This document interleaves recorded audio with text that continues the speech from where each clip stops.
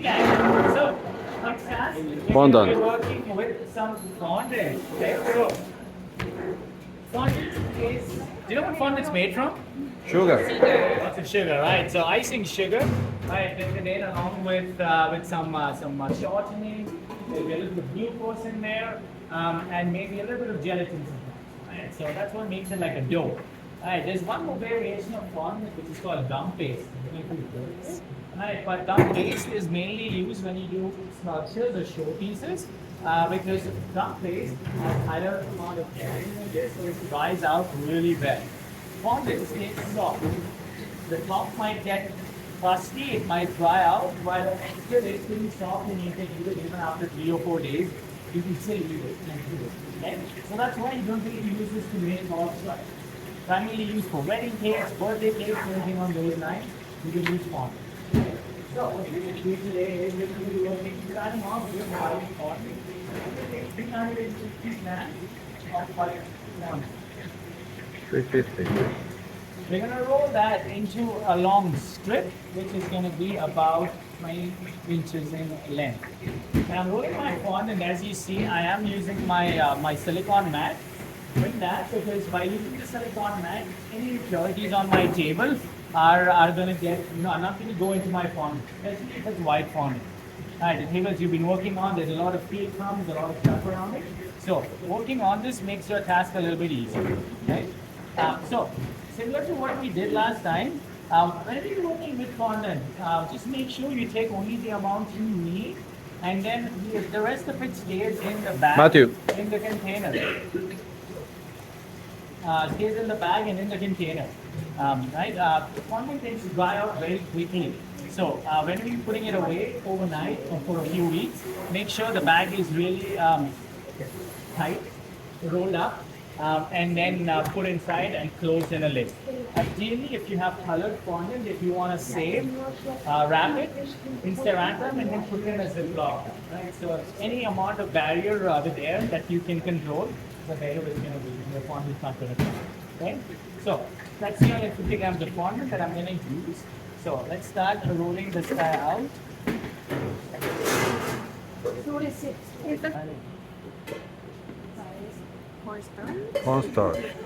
So the amount of buttercream you guys have thrown in the sink in the past 2 weeks, I can tell you if you did that at home, you'd be paying a plumber thousands of dollars to get it fixed.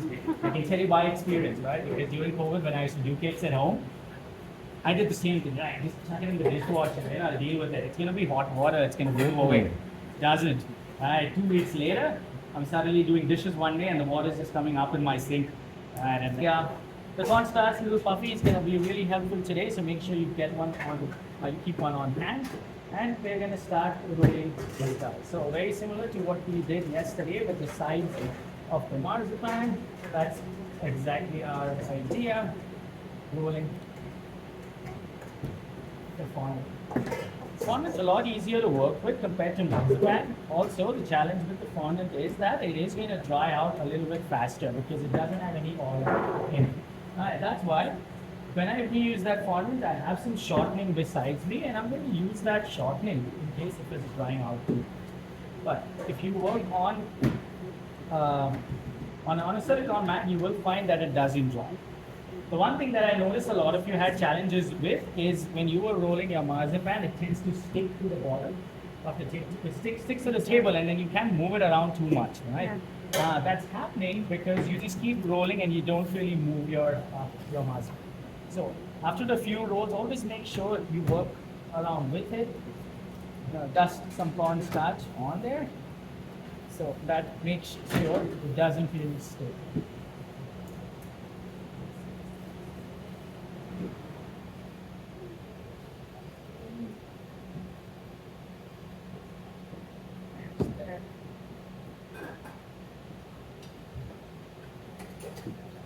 So your entire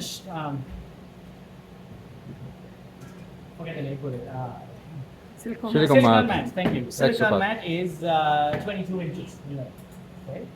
So if you kind of get close to that, you should be fine. Okay, that looks good. Just gonna trim the bottom out. It's slightly uneven. You don't want to take off too much.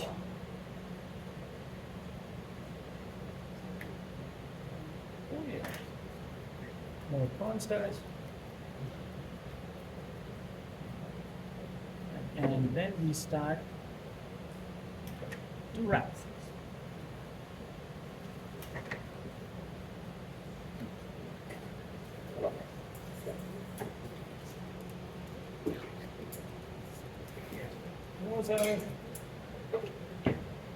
That part out. So you're gonna do the sides first, Sides first. We don't need a top on this guy. because it's a drip.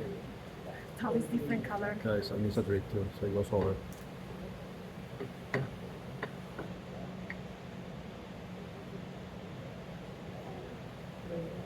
Right. Oh, beautiful. Jaha. Round.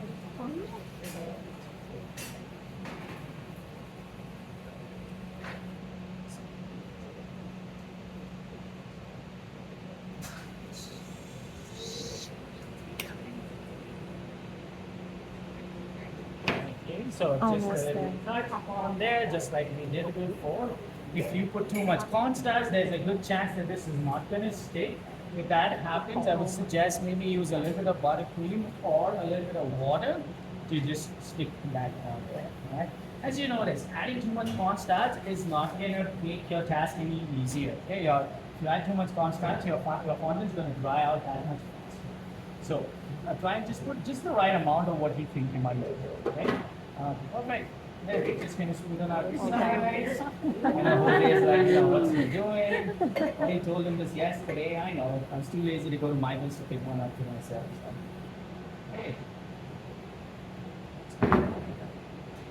This is a little longer than what I would have hoped for. So I'm going to cut this into two parts. I want to take off the excess first.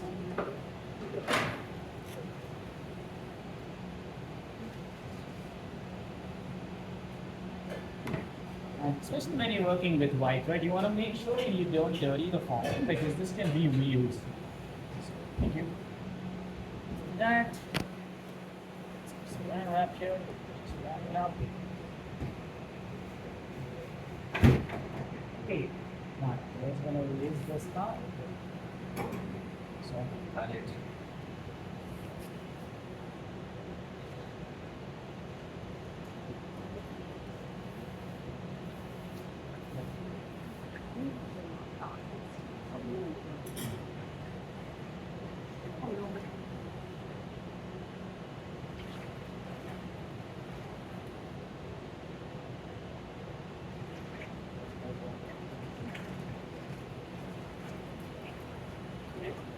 There's that.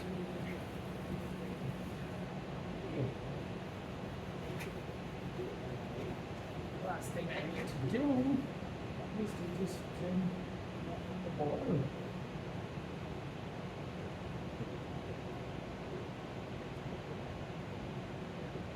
Out. Okay. All right. Now, what could go wrong? Sometimes you might notice you might have a few air bubbles inside, trapped in between that fondant and your fondant cream. That's very normal. If that happens, use a toothpick. I see one there, and you just want to make a little tiny hole and get rid of it. Okay, so. And then,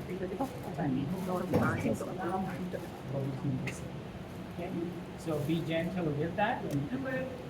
Great way to get rid of that. Okay. Now, once that is done, gonna take away this, but let's see how much it is.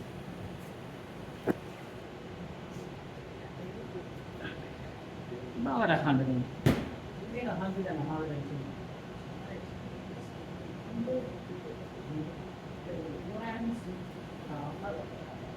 So this is your choice, whatever color you want to do. This is going to be for the top. I'm going to stick with what I have there, so I'm just going to do blue. Now when you do color, make sure you put some gloves on, otherwise it tends to stain your hand really bad. I'll sit down. Can you go with a lighter blue? Maybe this one. Okay, take some of that. And just keep mixing it. So I don't do it on the table because the color is going to go on the mat. And then when you work your next color, it's just going to get into that. So keep kneading it with just in your hands that way. Also, I just wear one glove. It's a choice. I mean, I just like to keep one hand free. But if you want to do it with two, okay.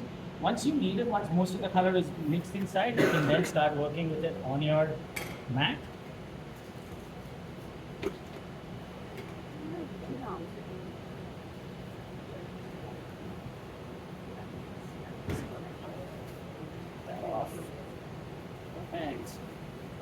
And let's start rolling this. So we're going to roll this into a round.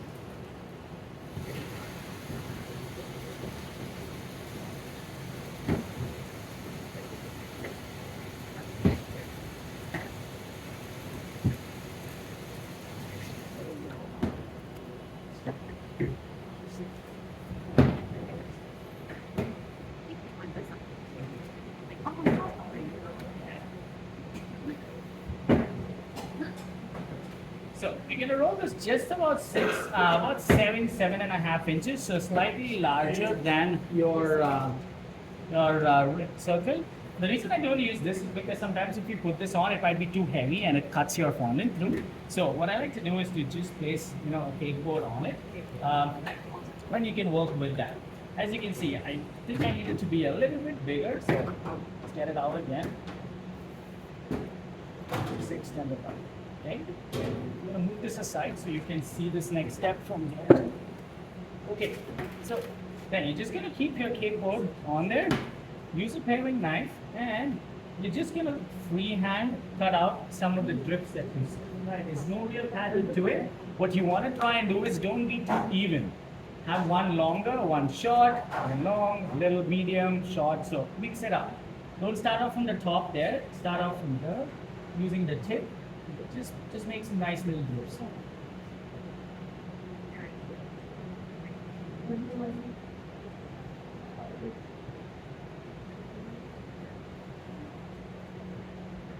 Turn this guy around a little.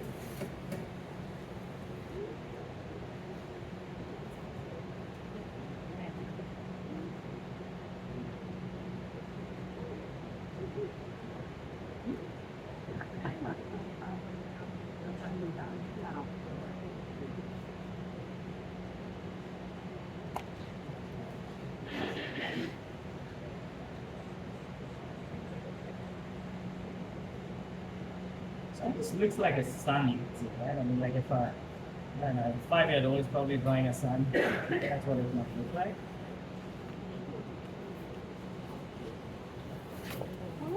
Oh. Okay.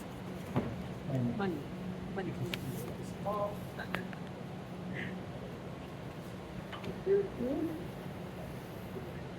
Okay, let's get this done.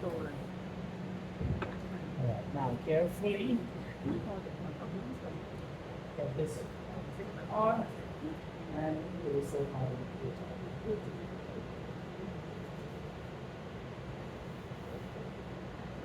You need to stretch it. If it's not long enough in a certain spot, you can stretch it.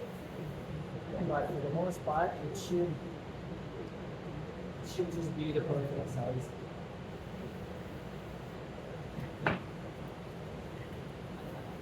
Multi-purpose. Multi-purpose, yeah. There's nothing too We don't need pattern, a frisbee. To play with it too.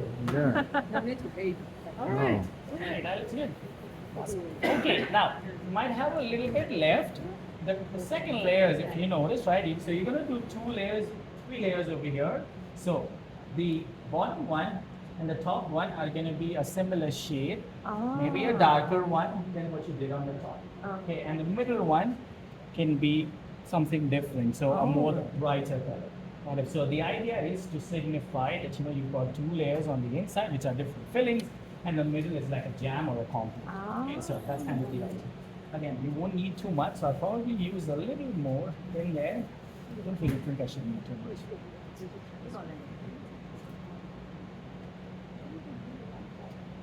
Right, so I just added a little bit of white in there, and I'm going to go a shade darker. So try and do the top not too dark, so that you can go darker at the bottom. Thank you.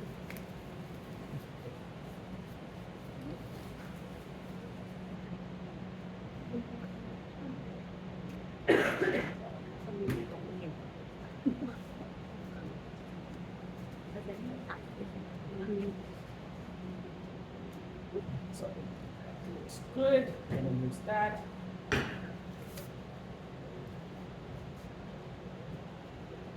Okay. This aside for now. Okay, so what we're going to do is that we'll take some and just going to roll it into a strip.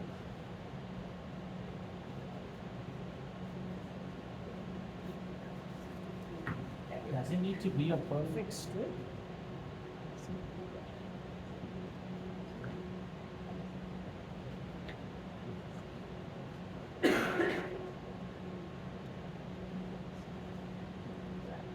And then I'm just going to press it down slightly.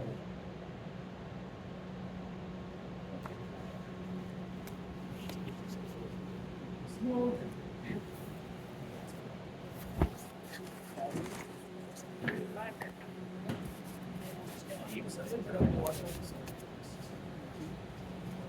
Probably going to do one there, two.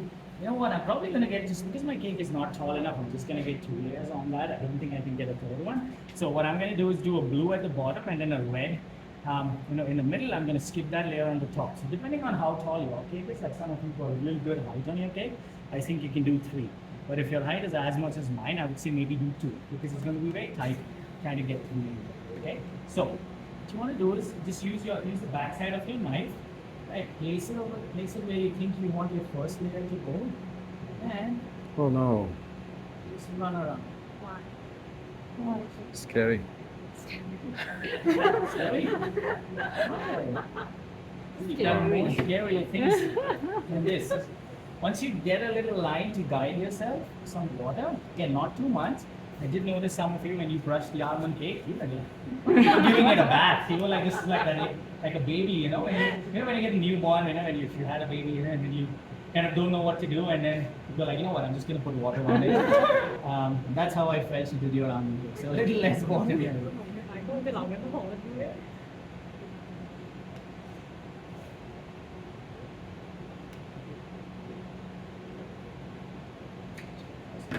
So next step, and an important one. Now, if you try and lift this one and put it, guarantee it's gonna break, it's gonna fall apart. Okay. So the trick with this one is just make it into a coil.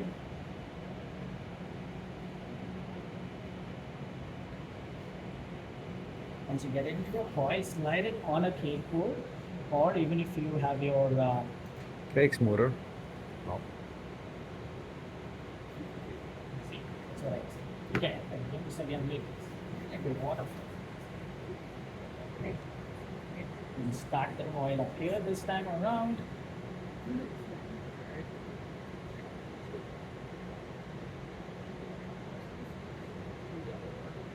Okay. Once you get your coil all done, look for where the seam is, and that's where you're gonna start off from. So just hold that like that. Just gonna keep pushing it in.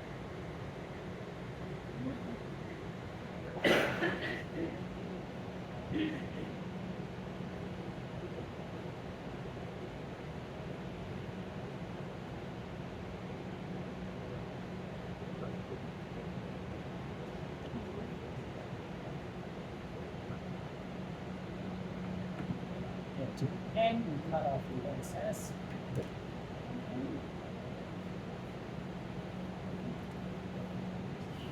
Perfect. Now we're going to do a red on the top. So similar way, exactly the same idea. I don't know if you want to wait to see, but just going to show you. I'm just going to do a little line up here.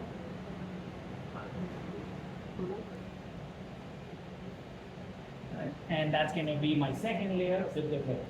Okay. So those are the 2 things we're going to finish. I'll do that later because it's exactly the same idea. I don't think you need to see me do that. And 1. Okay, so last thing that we need to do, actually a couple of things. So for doing the rosettes. Cute. You're gonna take some white. Tell you how much it weighs.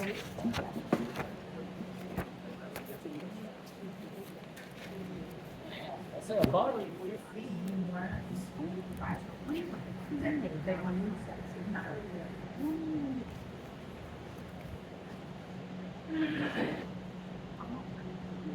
And you're just gonna turn it into what we did similar to a wine. Okay. Just twist it around. I know what it looks like. You don't need to tell me. I know. I can guess what it looks like. Right? And that's gonna go with it. Okay. Yeah. So we're gonna do how many? Do I do 1, 2, 3, 4, 5, 6 of those? 6. Right. Now, the last thing and the most important thing, the cake is not complete until and unless you've done the outline, right? So that's the most crucial part of this cake. It's also going to be the most exhausting part of this cake because it takes a lot. It takes a lot of patience. I know some of you are running really low on patience today, but I think you'll be fine. Okay? If you need to take a break before you do that, maybe take a break. So, color a little bit of black. Again, you don't need too much. About Oh wow.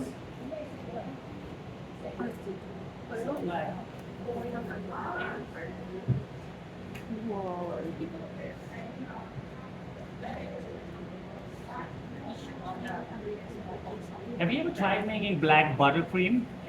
No. Have you? Have you, like Halloween and stuff? It is painful. Batman cake. Yeah. Batman. Yeah, they're awful. I have a trick though. Use dark cocoa powder. Yeah. Right? If you go to bulk barn, you can buy, like the one we use is brown cocoa powder. You can buy dark cocoa powder. You put that into your buttercream and then make it at least 3 or 4 days before you actually need to use it. Once it sits long enough, it gets a really nice product. The challenge I usually have with adding too much food dyes, you know, when you eat those cakes, the inside of your mouth just looks terrible. Terrible. Doesn't taste great either. I remember in Canada, we were doing Canada Day, so there was a tradition where every Canada Day we did there.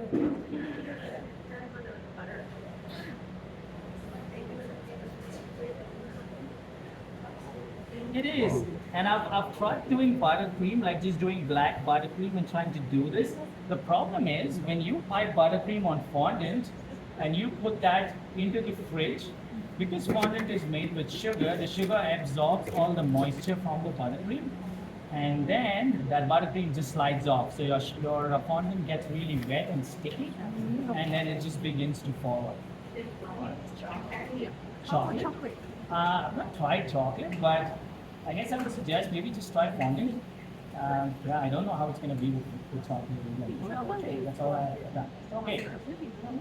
I've got to do more water. I'll continue that. Okay, so if a line breaks, don't panic, right? You just continue doing it. The beautiful thing about this cake is that, it's kind of, it doesn't need to be perfect. And it's got that really nice kind of, a randomness to it. And I think that's what brings out the most of the time. Perfect. And then on the top of the cherry, it's really just a round sphere. And then you just make a hole, on the top. You can use one of your fondant tools to do that. So really straightforward doing the cherries. Okay. Okay. So it's about 2 o'clock, which means you've got about 2 hours.